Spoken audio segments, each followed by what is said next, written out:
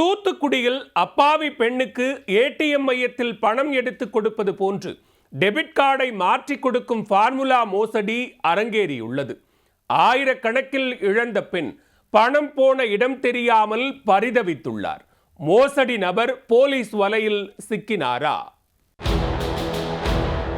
Digital பணப்பரிவர்த்தனை மீதான ஒருவித அச்சம் எழுத படிக்க தெரியாதவர்களின் அறியாமையை மூலதனமாக்கி மோசடியில் ஈடுபடும் சம்பவம் நாளுக்கு நாள் அதிகரித்து வருகிறது. அப்படி ஒரு சம்பவத்தால் பெண் ஒருவர் ஏமாந்துள்ளார். நடந்தது என்ன?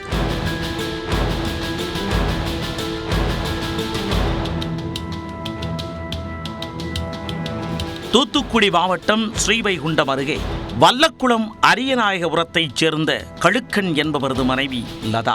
46 வயதான இவர் அண்மையில் ஸ்ரீவைகுண்டத்தில் உள்ள தமிழ்நாடு மெர்கண்டைல் வங்கியோடு இணைந்த ஏடிஎம் மையத்தில் பணம் எடுக்க சென்றுள்ளார்.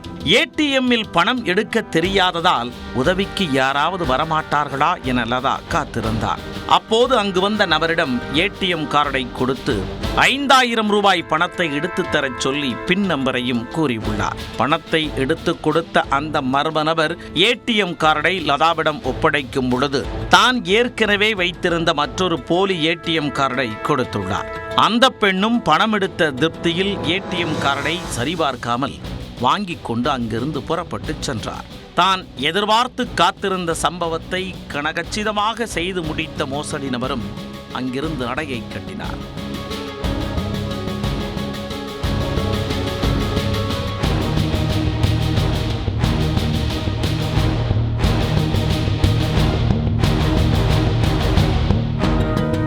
இந்த சம்பவம் நடைபெற்ற சில நாட்களில் லதாவின் செல்போனுக்கு அவரது வங்கி கணக்கில் இருந்து 3500 ரூபாய் எடுத்ததற்கான மெசேஜ் வந்துள்ளது.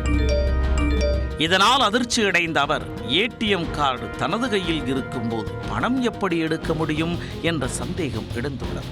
இதையடுத்து வங்கிக்கு சென்று விசாரித்த போது பேரதிர்ச்சி காத்திருந்தது. லதாவின் வங்கி கணக்கில் இருந்து 3500 ரூபாய் மட்டுமன்றி அவ்வப்போது மொத்தம் 29000 ரூபாய் வரை திருடு போனது தெரிய வந்தது.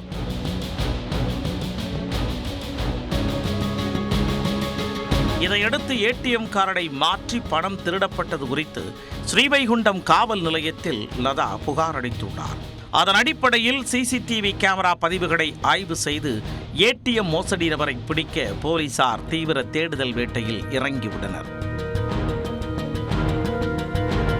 ஏடிஎம் மையத்தில் பணம் எடுத்து கொடுப்பது போன்று டெபிட் கார்டை மாற்றிக் கொடுக்கும் ஃபார்முலா மோசடியை அரங்கேற்றிய மர்ம நபர் சிக்குவாரா?